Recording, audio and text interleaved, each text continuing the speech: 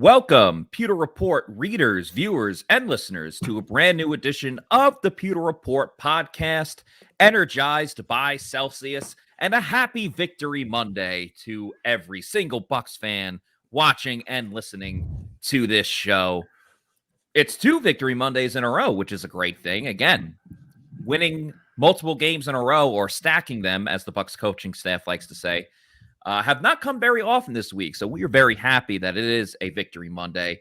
I'm your host, Matt Matera. Joined with me is my co-host at Pewter Report, Scott Reynolds. We're going to talk about Devin White and the big game that he had, and also look a little ahead to what's next for the Bucs. They obviously have the bye week coming up, and we'll look at the rest of the schedule there as well. Scott, how are you doing on this Victory Monday? I'm doing great. It's kind of exciting to have Victory Mondays again. This was kind of a staple the last couple of seasons.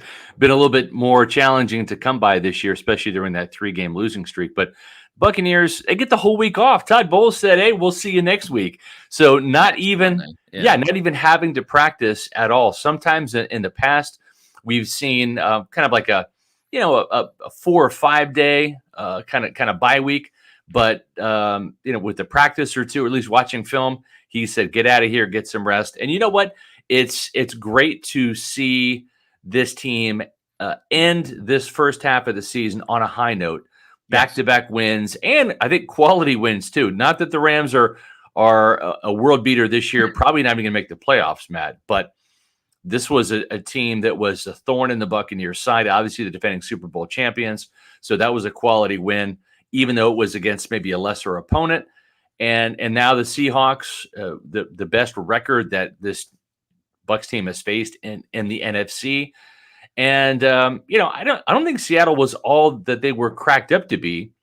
They've lost to the Saints, the Falcons, and the Buccaneers now. So Seattle's having a hard time against NFC South foes. And now the Buccaneers are 5-5. They have got essentially a 2-game lead in the division because they own the tiebreaker over Atlanta.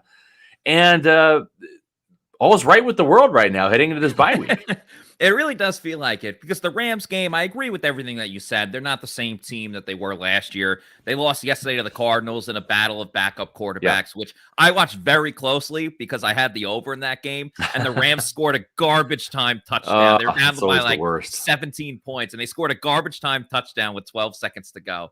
It was great. But more importantly, the Bucs had to exercise some demons, their own personal demons, going to beat the LA Rams. And as ugly as it was, and as great as the last-second comeback was, we still highlighted a lot of the issues that they had going into the Seahawks game. And by no means are the Bucs a finished product, or are they perfect. But we saw a lot of great steps in the right direction, whether it was starting Rachaad White, and maybe that was because Leonard Fournette had the passport issue, whether it was the offense not consistently having 3 and outs, not falling apart in the second half. Like, let's remember, they closed out that game, Scott. They did. Like, they could have given the ball back to Seattle with, around 2 minutes, something like that, maybe even a little bit less. But no, they held on to the ball the whole time. They got first downs. They ran it with Rachaad White, which was fantastic. And then, the defense didn't allow some of the chunk plays that they have given up in recent weeks. They didn't have that one blunder, that one mental mistake that Todd Bowles would say, we're not communicating enough.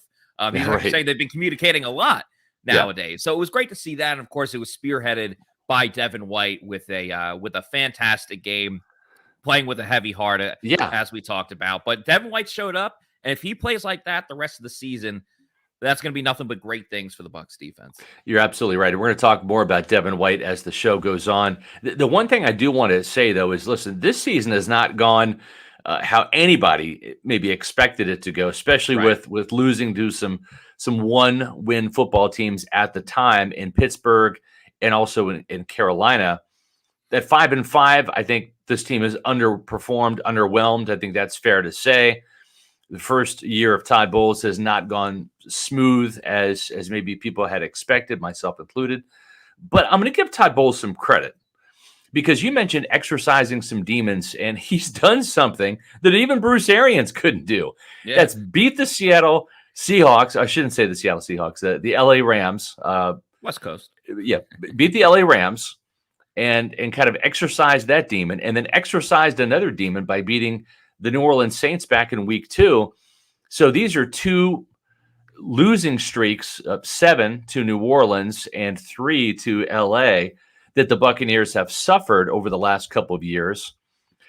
And then they also got their first international win. Now, maybe Tom Brady deserves more credit for that than Todd Bowles, but at the same time, Todd Bowles is the first Bucs coach to win a international game, because the Buccaneers were 0-3 coming into this with 3 straight losses, all of which were in London. I was there for one of them with Mark Cook, the late great Mark Cook, in 2019. It was a great weekend up until kickoff, and then after that, it went downhill pretty fast with Mike Evans not hauling in a Jameis Winston pass and getting picked off. It was the first of 5 picks for Jameis. We did see an interception by Tom Brady yesterday. Surprisingly, we saw an interception from Leonard Fournette as well. But they overcame those things to win their first international game. And now Tom Brady is 4-0 in international games. The Buccaneers are 1-0 in Germany.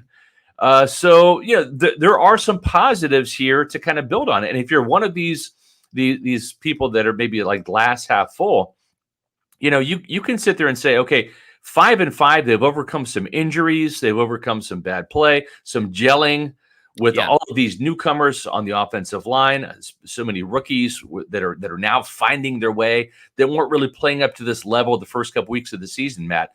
But you're looking at a 2-point loss to the Packers and a 2-point loss to the Steelers, that if they had gotten 2-point conversions in those games, if they had done something else extra to maybe win those games, it's not far-fetched to say this team could be 7-3. I'm not going to give them credit for that, because, as Tom Brady says, you get what you earn in this league. The Bucs are 5-5, but I'm just saying their worst loss, came in that shellacking at Carolina, which was just such an odd game, from start to finish. Then you got a 10-point loss to Kansas City. Then those other losses are just by a few points. Yeah, they're playing very close games, whether they win or lose. I mean, with the exception of beating Dallas and then pulling away from the Saints. But remember, that game was very close until, it was the pick 6 by Jameis Winston that Mike Edwards took to the house. They played a lot of close games. They let Atlanta back into it. They beat the Rams. They came very close against the Packers, as you mentioned. So they've, I don't want to necessarily say gone through the ringer, because every team deals with like injuries and stuff like that, but they're playing a lot of close games, which I think will help them later on in the season. And, this team, of course, for the most part is battle tested. You still have the core group of guys that were on the Super Bowl team in 2020, but there are new pieces, as we talked about. No more Ali Marpet, no Antonio Brown, Alex Kappa either. So you have a lot of new guys on the offensive line, new weapons on offense and running back and receiver that haven't fully, been established yet, or tight end as well. But we're seeing that. And you would rather them have their struggles now, or I guess the last month, really October was when it was really reared its ugly head. You would rather have that now than, in November, like around Thanksgiving, and in December when you're heading into the playoffs. And I think that's really important when you look at the schedule that the Bucs have coming up, which I'll bring up in just a moment. But first, I want to talk about our presenting sponsors of the Pewter Report podcast, which, of course, is Celsius Energy Drinks. I know the Bucs were pretty pumped up after winning that game in Germany. I'm sure it was a very fun ride home. They were energized. And, of course, we love Celsius for so many different reasons, starting off with the variety of flavors that they have. You see the Arctic peach and tropical vibe flavors up there. The Arctic is, I think, without question now, my number one favorite Celsius energy drink. But you could also go in a number of different directions. They have the cola flavor, Fuji apple pear, peach mango, sparkling watermelon, sparkling wild berry. So a lot of great, awesome flavors that you got to check out.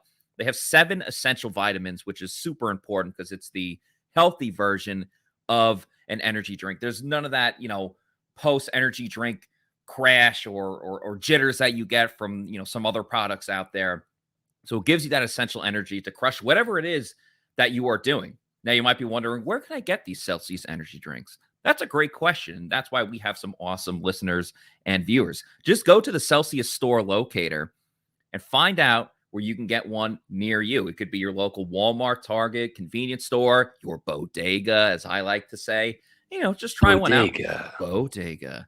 Just try one out, see if you like it. And if you do, I'm pretty sure that you will, you can go to Amazon, click on the subscribe and save, and start getting them in bulk. I recommend getting the variety pack because variety is the spice of life. Just make sure you're drinking a Celsius energy drink. That's Celsius #Live Fit, #Celsius Energy. Celsius, the official sponsor of the Pewter Report podcast. Yeah. Here are the next couple of games for the Bucs. They have a bye, and shout out to Mark for the comment. Seriously, do you think we win against Seattle if we had lost to the Rams?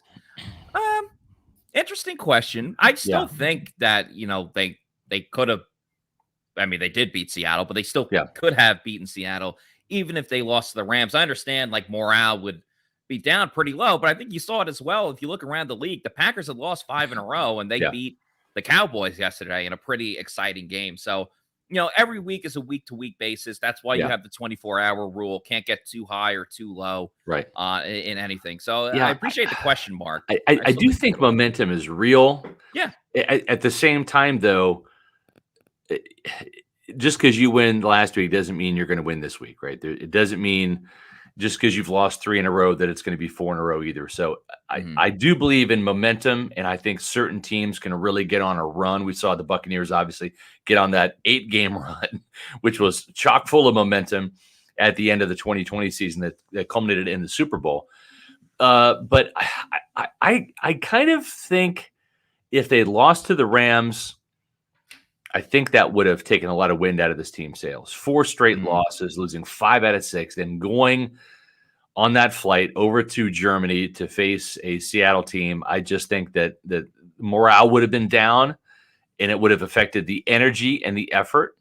And I think the fact that they won against the Rams, Matt, and then you still had Tom Brady questioning this team's effort after that win on the Let's Go podcast on Monday night.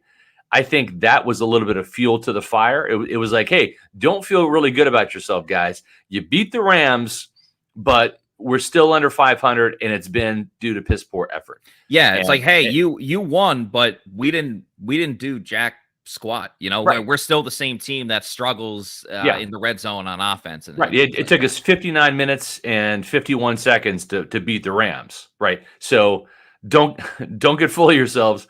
The fact that you won, it's been this embarrassing effort that has got this team into the hole that it's in. And I think that really resonated with this Bucs team.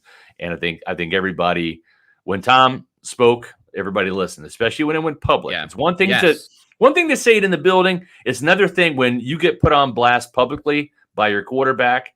I think that was a bit of a rallying cry, and kudos to Tom Brady for showing great leadership in doing that.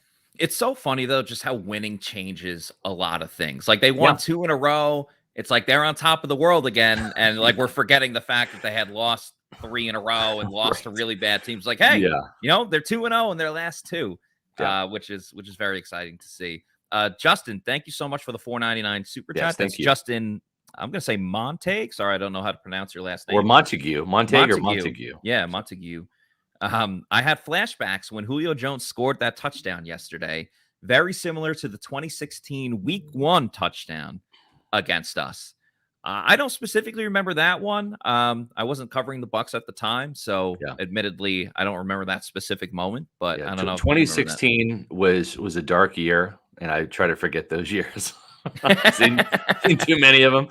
2016 was the first year of Dirk Cutter. And I can't remember that. I've watched a lot of football, forgotten a lot of football.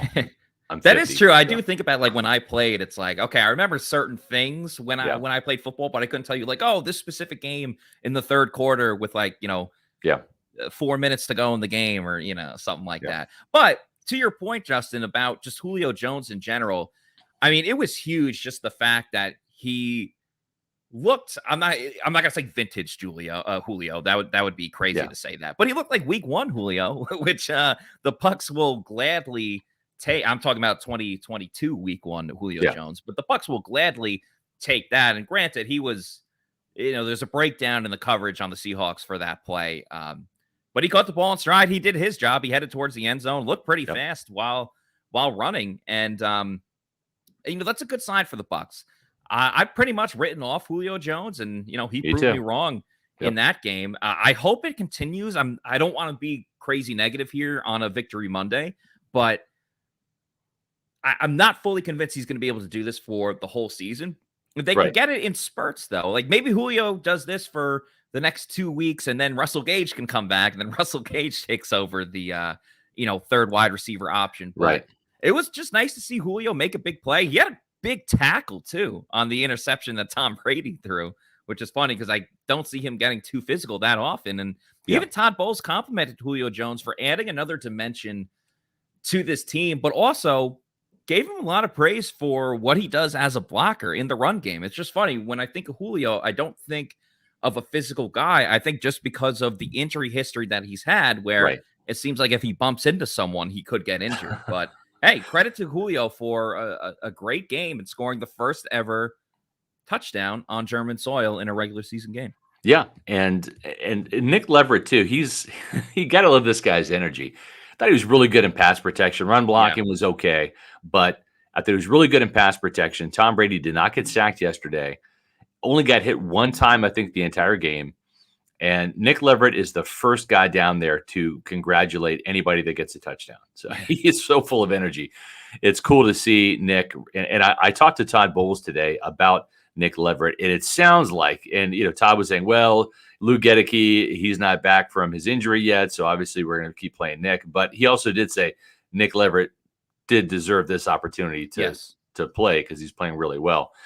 One other thing too, and I saw a question here. I'm not sure if I can dig it back up. Here we go.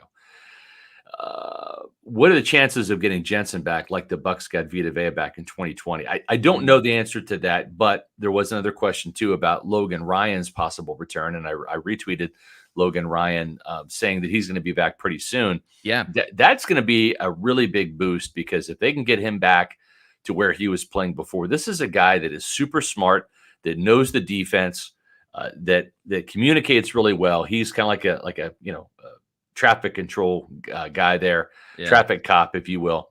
Yeah, exactly right. and he's also a turnover machine. He's a takeaway guy.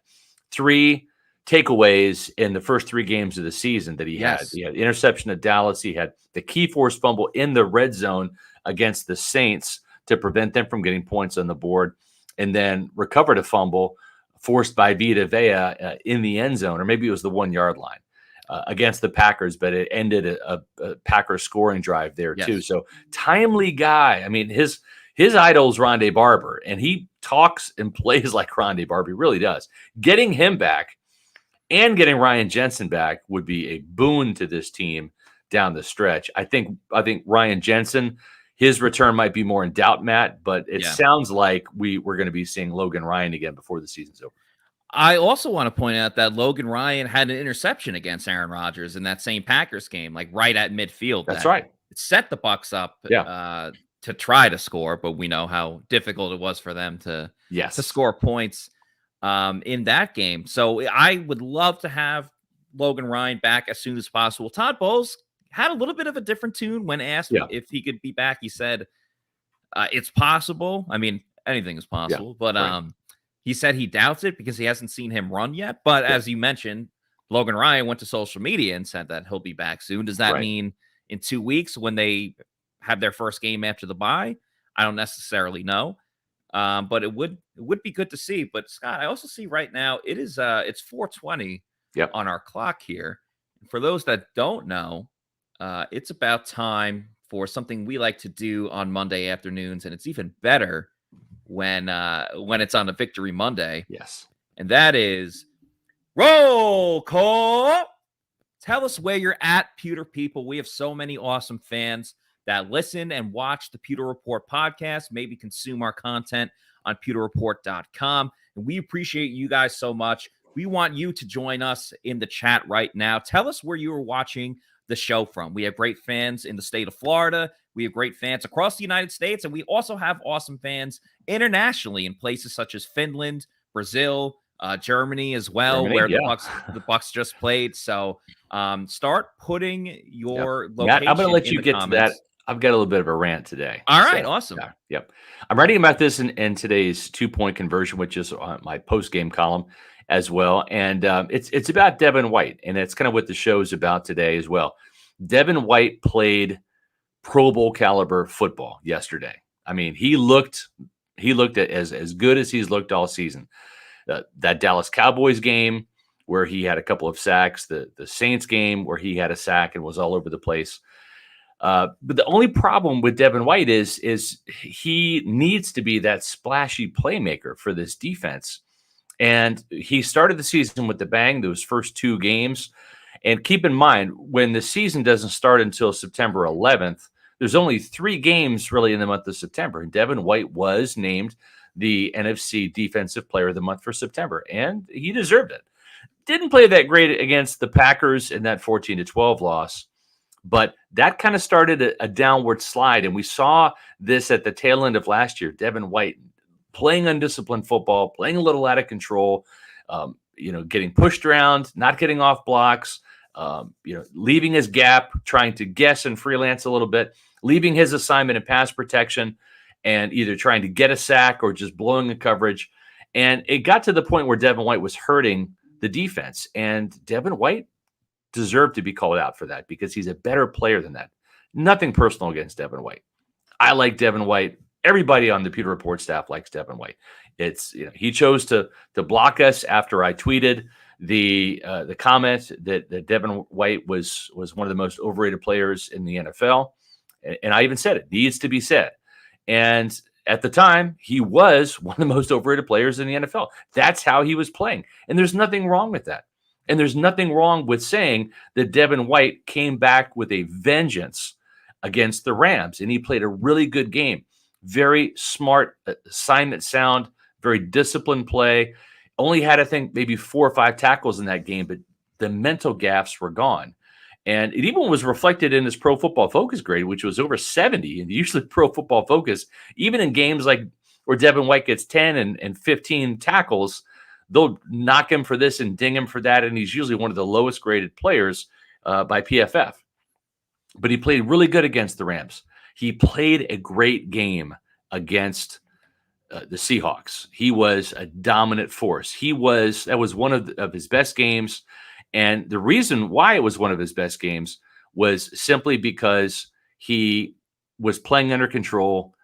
He blitzed. He got a couple of sacks. He got a key forced fumble. And I just want to give the guy all the props in the world because he deserves it. Now, the thing is as Aristotle once said, the famous philosopher, excellence is a habit, not an act. Okay. And when you're the 5th overall pick, when you've reached Pro Bowl status, which is what Devin White did last year, some would say maybe he didn't deserve it as much in 2021 as he maybe did in 2020 when he was an absolute phenom in the playoffs.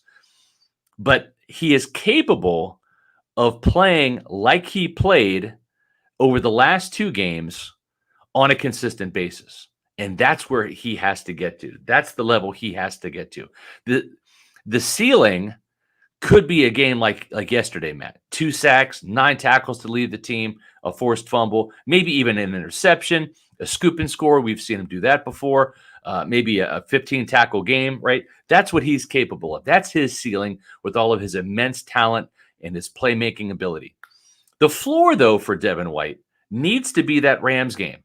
No splash plays, but no mental gaps, not hurting the team, no dumb penalties, right? Playing assignment sound football, maybe only getting a handful of tackles because other people are more involved in the game. And we saw that, right, with the Rams in that horizontal passing attack. They like to throw those screens to the perimeter. That's why Carlton Davis had 6 tackles and Keanu Neal led the team with 10, right? Because that's where the action was. It wasn't mostly in the middle of the defense where Devin White and Lavonte David were.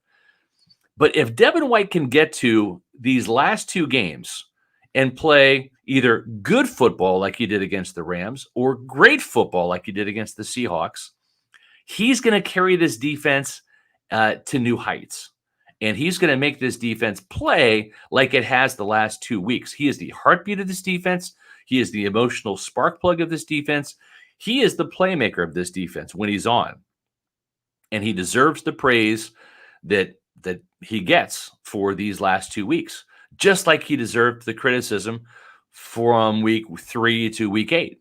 Okay. And I hope that we see this version of Devin White, the Germany, the Seattle Seahawks game version of Devin White going forward. And I want to give him, a ton of credit for getting on that plane, like Todd Bowles said, and going across the pond and playing in that game. Everybody would have been fine with Devin White bowing out due to family concerns with the passing of his father. That would have been completely understandable. He chose to play.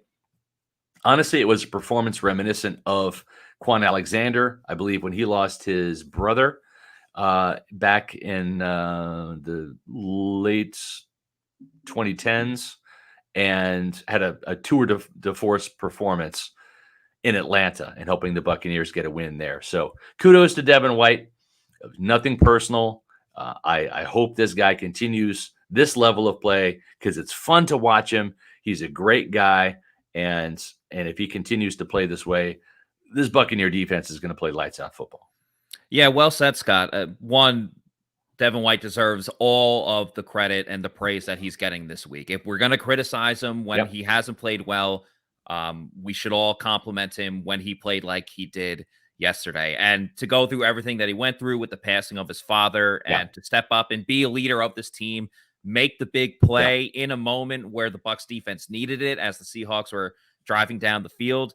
We got that flying Devin White, but not the out of control Devin White, which was just awesome to see. And, he's a big reason why Kenneth Walker didn't really have much of an impact on this game.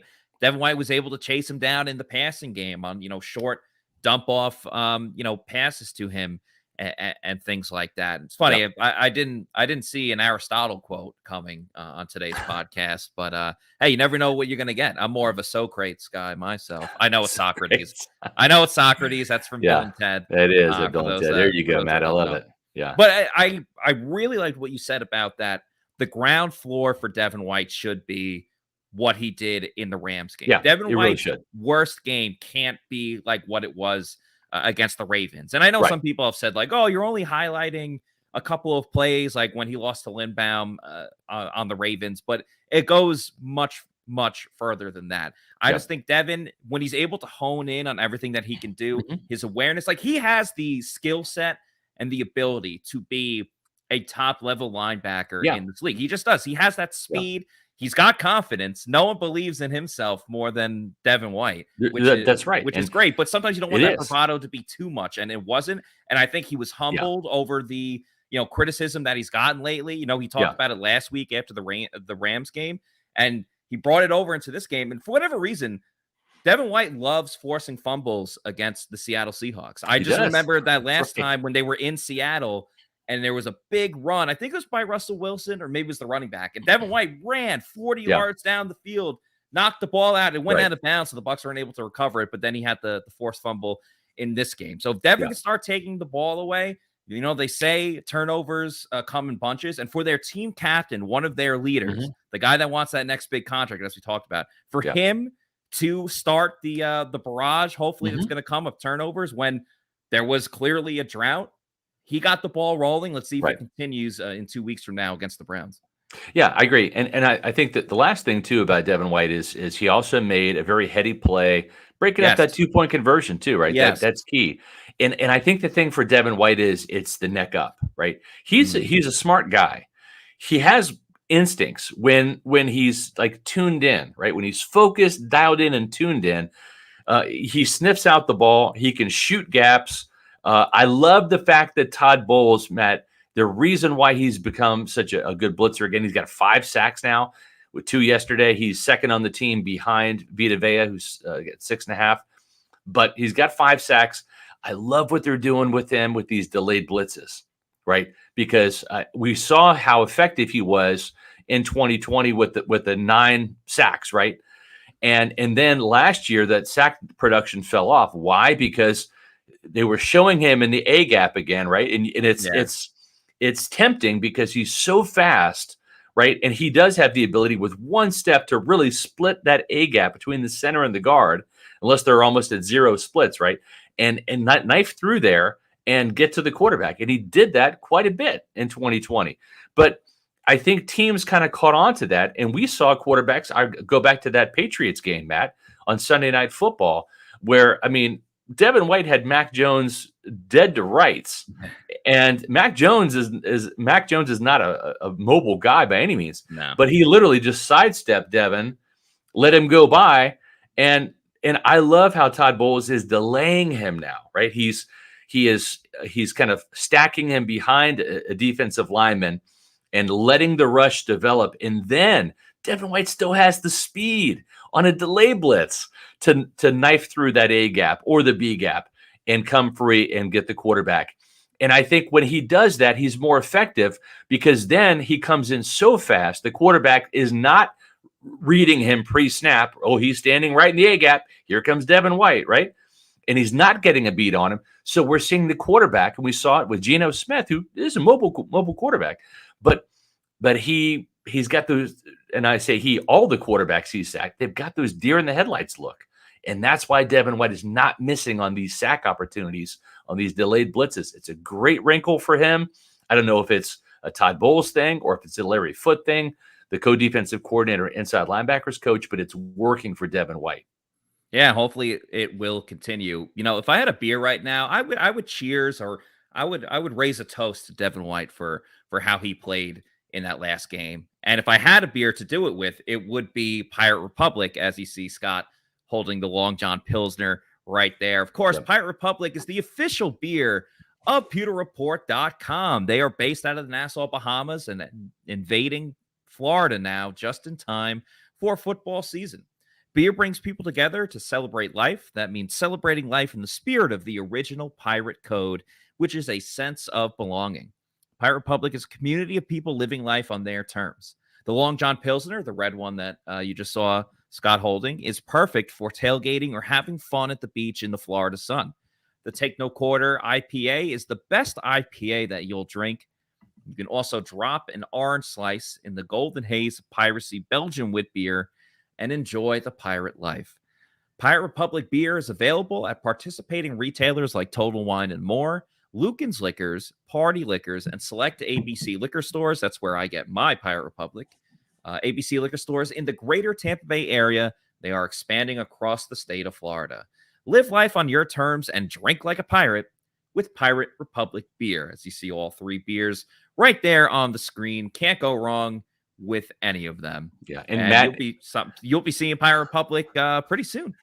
I will, yes. I just checked the weather forecast. I'm going on a cruise with the family during the bye week to Nassau, Bahamas, and it's going to be raining while I'm down there. But hey, that's fine. I'll go to the tap room at the Pirate Republic tap room down there. They've got, I think, 6 extra beers that they only brew and sell in the Bahamas that I'll be trying, and I'll be posting some of those pics on the Pewter Report Twitter account and social media. So stay tuned for that. I'm really looking forward to that. Nothing better to do when it's raining out than sit around and drink some beer. So I'll be doing that. Listen, if you have not tried Pirate Republic, folks, we implore you to do so. Yes, they are a paid advertiser, but you know what? And Matt will attest to this. We're not going to pitch a product or a service that we don't recommend wholeheartedly, right? We're not going to sit there and have this be the official beer of Pewter Report if it's not good.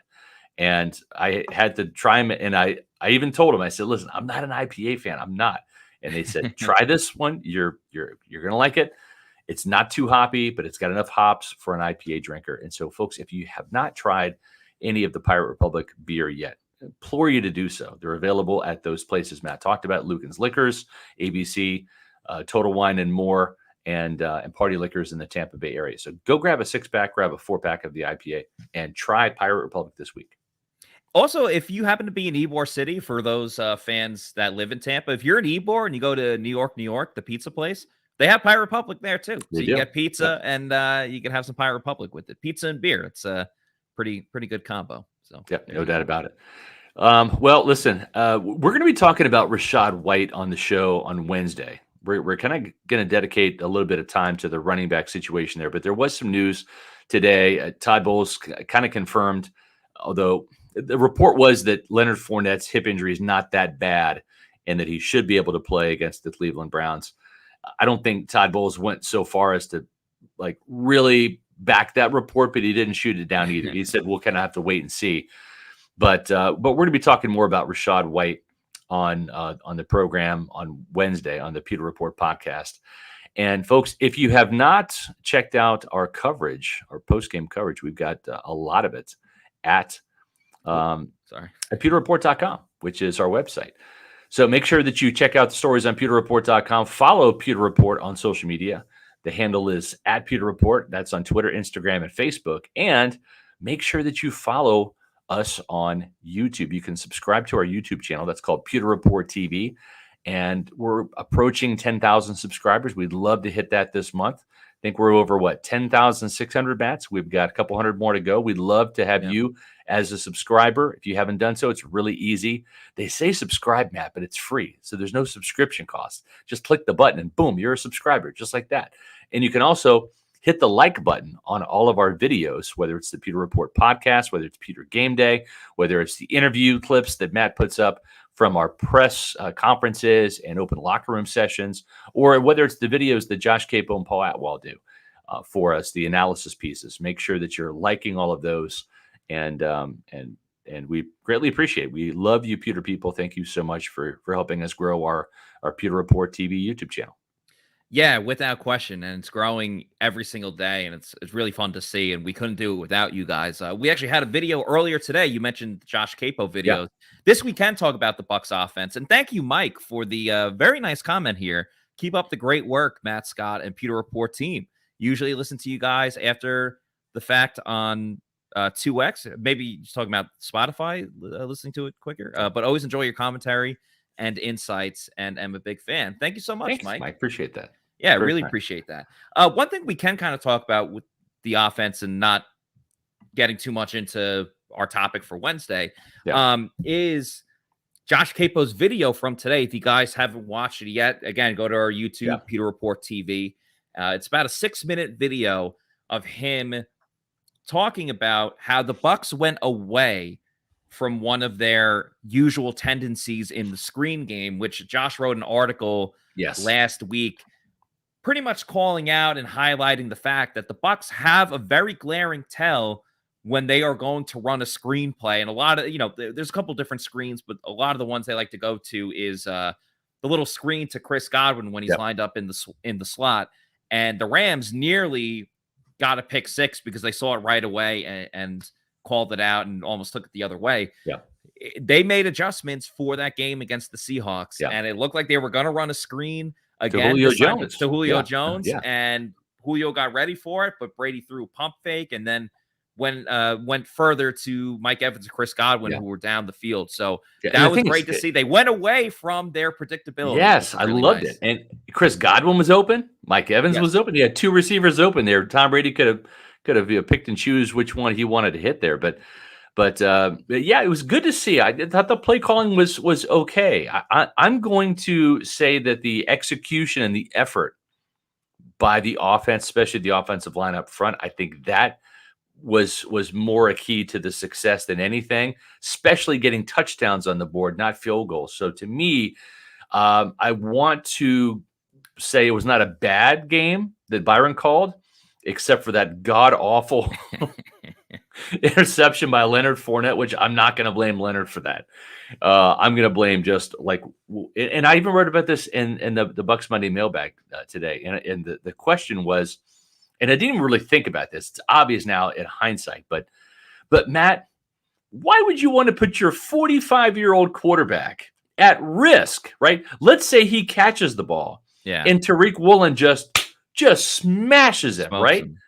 Right, like breaks a rib, it could have been disastrous, right? So it's one of those things. Even if Brady's open, right? Even if Fournette's pass is on the money, and Brady catches it for 10, 12-yard gain, and then he gets walloped by Tariq Woolen and ends up getting hurt, that would have been disastrous, right? Maybe it wouldn't be disastrous. You do have Blaine Gabbert at quarterback. Of course.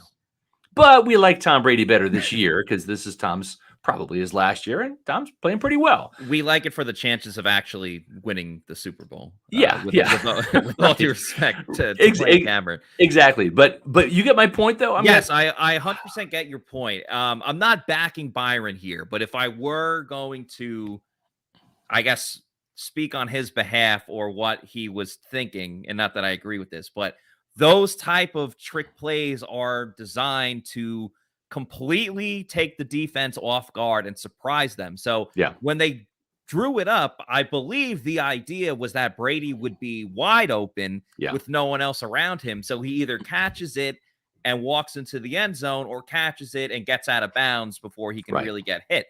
Now, therein lies the problem, Scott, is that they just ran the same exact setup.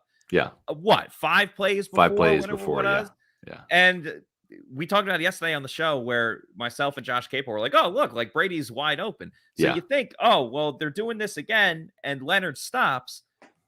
Okay, he's going to go to Brady, and Woolen was right there. I don't think Byron called the play thinking, okay, Brady's going to win his one-on-one battle with Tariq Woolen, and we're going to get a big gain out of this. Right. And again, I'll say it one more time. I don't necessarily hate trying to call a trick play. I just hate the fact that, one, they did it on a drive where they were moving the ball down the field and they had the momentum. Right. And 2, I don't even hate the idea of a trick play where Leonard's throwing the ball. Right. But maybe throw it to like Mike Evans or Chris Godwin. Because even if the Seahawks have it covered, if it was that exact play, but it's Mike Evans, you're like, okay, sure.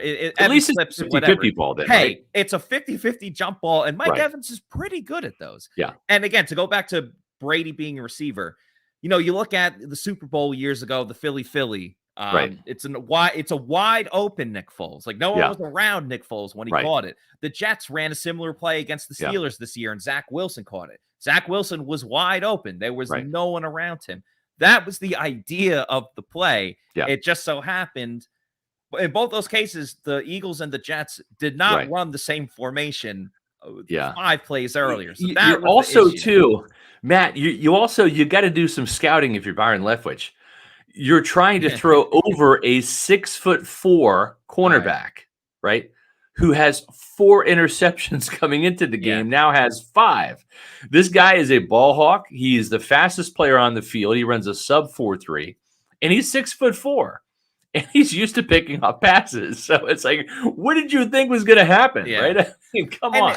I also don't totally blame Leonard Fournette because, like, we've all been in that situation. Like, if you played football and, like, if you're running scout team or something like that, it's like, okay, I'm going to be the running back and I get to throw this play. Like, I'm sure Leonard on the inside was like, I get to throw this? Like, let's go. Yeah. And he's not going to throw it. Right? That's the thing. It's like, he's not I better take this and like keep running down the field. Even if it's a pick 6. Like Lenny could walk up to Byron and say, "Hey, you called the pass play for the halfback." So I mean, that's it's not just a fact. Like, Lenny, did you not read the coverage on this play? Like, he's I did what you said, which is throw it to Tom.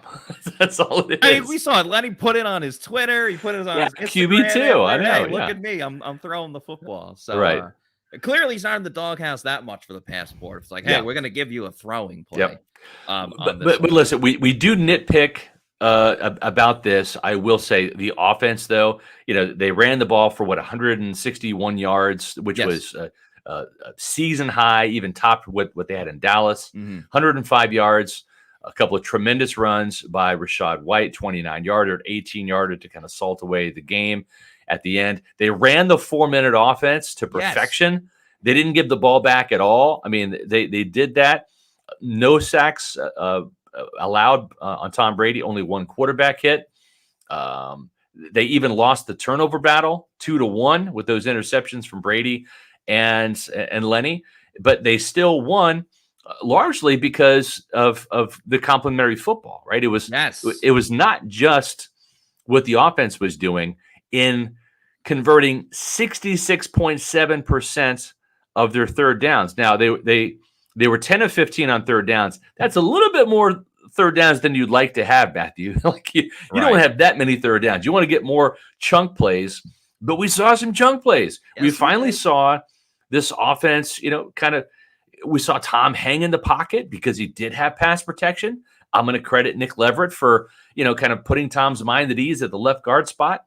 And we saw 1, 2, 3, I'm going to say five passing plays of 20 yards or more. 31-yard touchdown to Julio Jones, a 29-yarder to Mike Evans, a 25-yarder to Cade Otton, a 22-yarder to Scotty Miller that if he keeps his feet, just catches it and runs, it's a gimme touchdown. And I'm going to round up for Chris Godwin, as I said last night in the podcast, for that 19-yarder to a 20-yarder, just because he caught his first touchdown of the year and played really, really well. So I just think there's a lot of good things. They scored in the red zone, touchdowns, not field goals. Yes. So I'm going to give Byron a pass for that awful play call, but it was kind of a momentum changer because even if they just get a field goal out of that drive, Matt, it really just it's another score on the board. Now they're up 3 scores over the Seahawks at that point in time, 17-0. And, and it probably deflates him a little bit. Instead, Tariq Woolen makes a hero play and they get some momentum. They're back in it. They had him on the ropes. Yeah. They really had him on the ropes. Or for UFC fans, there was a great fight on Saturday, and Israel Adesanya was leading going into the 5th round, and he could have just finished it there, but the other guy came back and knocked him out. Now, the Seahawks didn't knock out the Bucs in that situation, but it clearly changed the momentum. And, that doubt starts creeping in for the Seahawks if the Bucs go down. And, maybe they score another touchdown because, as you said, they were great in the red zone. But to get back to the offensive line, I really hope that this is a sign of things to come for this offensive line because they look great. And I understand the Seahawks defense or the defensive line isn't exactly, the steel curtain back in the day or whatever it is. But I think we're starting to see some cohesiveness, which hopefully stays if Nick Leverett continues to be the starting left guard. Yeah. You mentioned Donovan Smith in your Fab Five. Mm-hmm. Like he played better. Yeah, he played better. Tristan Wirfs is the greatest right tackle in football, right now, and hopefully will be for the next 5 to 10 years. So slowly but surely, this offensive line is getting together, and that's why you see the potential. That's why you see them get over 100 yards for the second time this season. That's why you saw both running like Leonard Fournette. I was looking it up.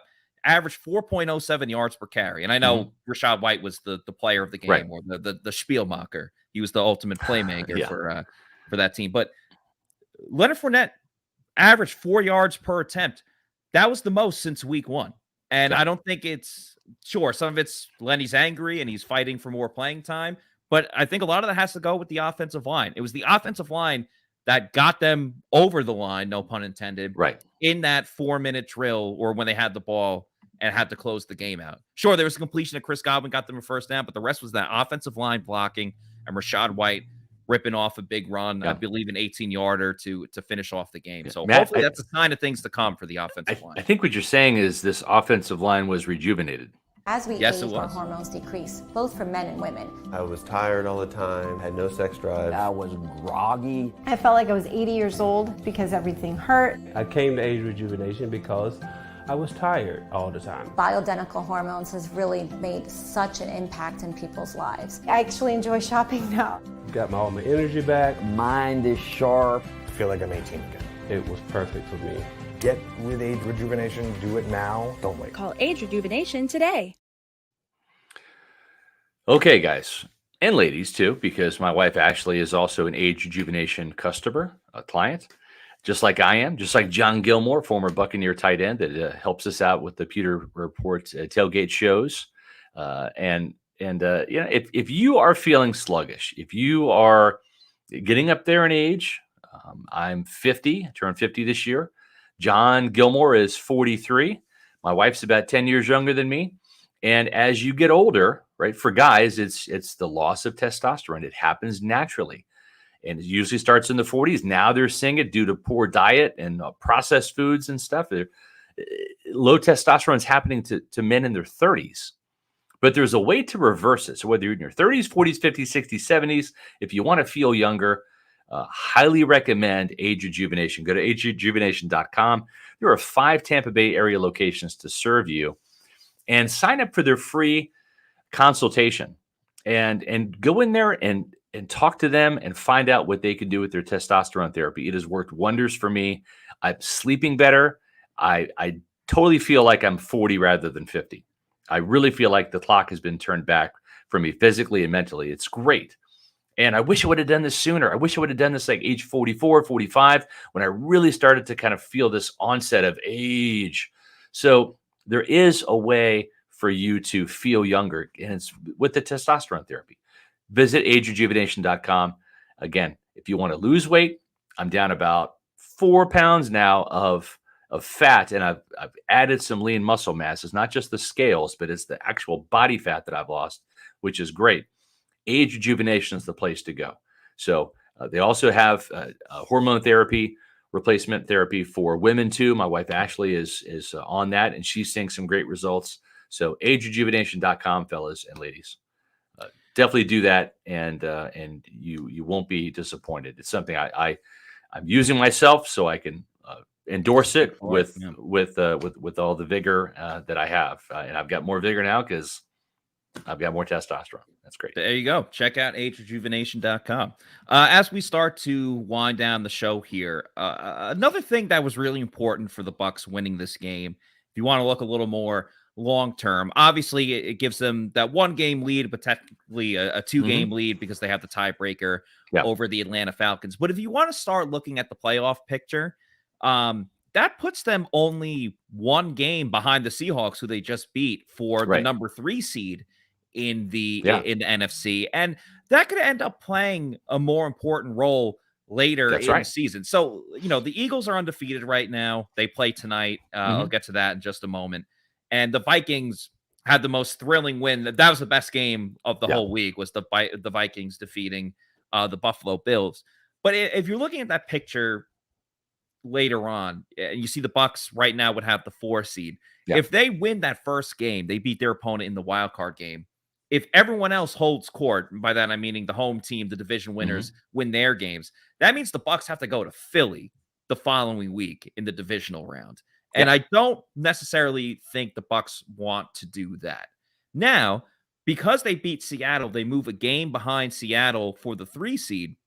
Right. If the Bucs win, if they eventually overcome Seattle for the 3 seed, that means that they're playing.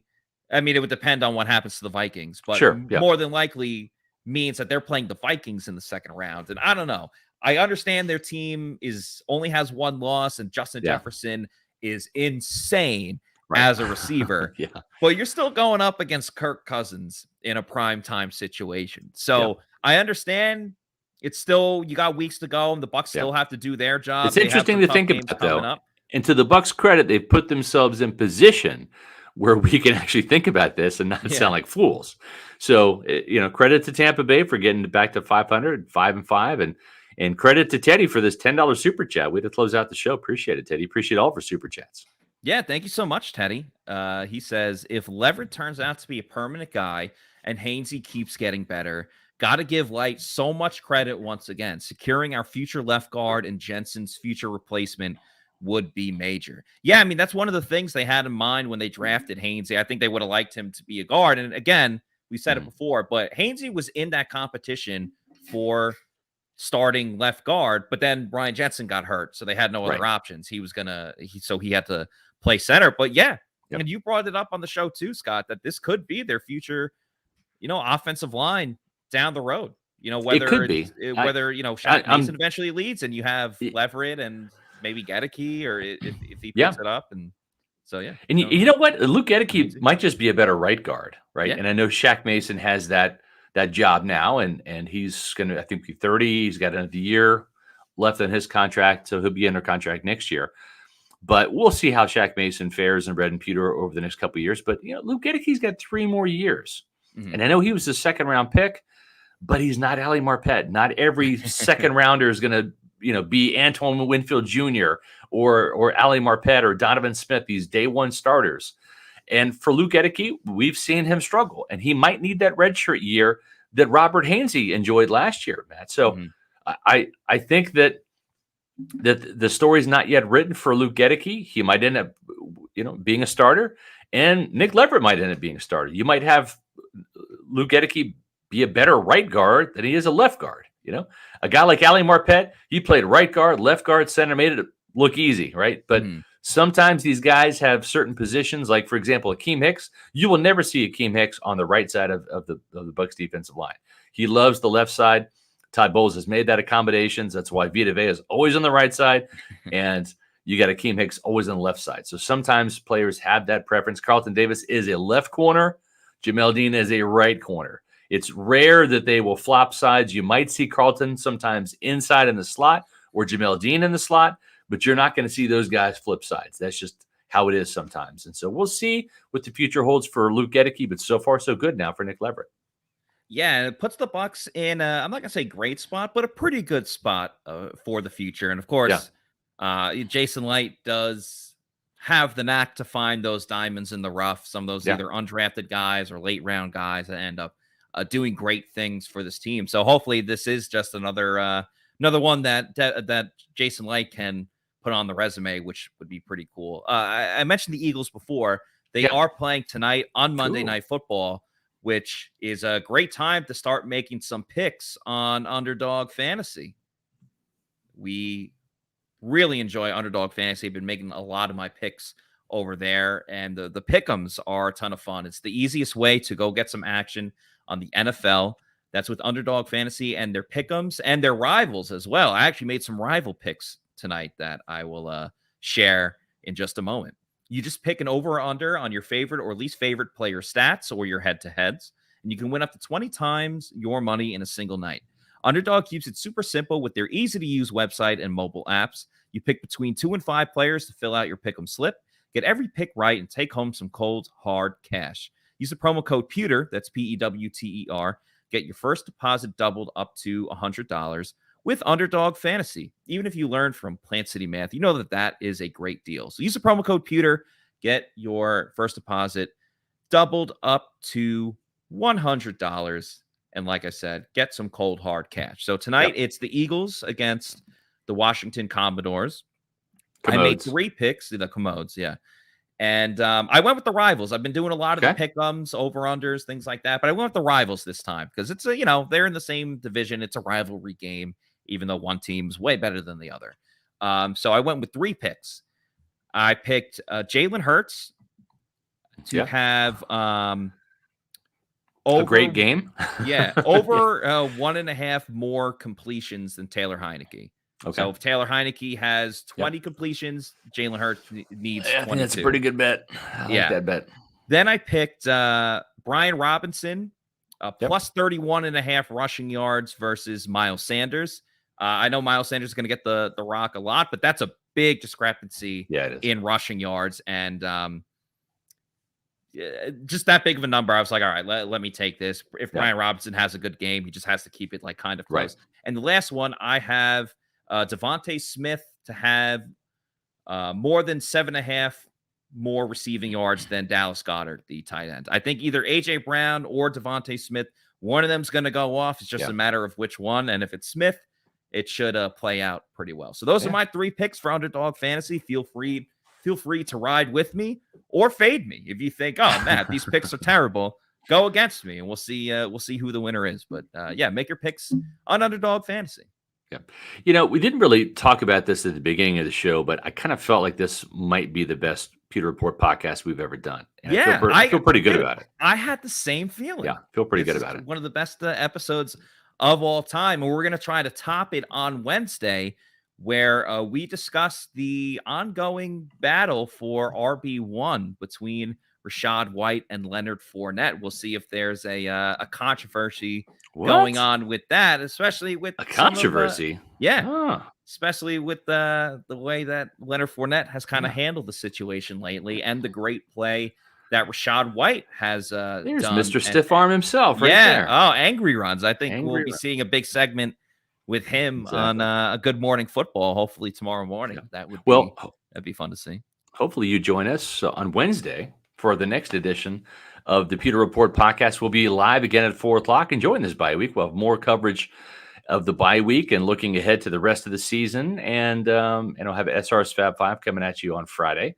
So even though the Bucs are on the bye week, we're not. So check out pewterreport.com, and we'll see you on Wednesday for the next edition of the Pewter Report podcast. Out.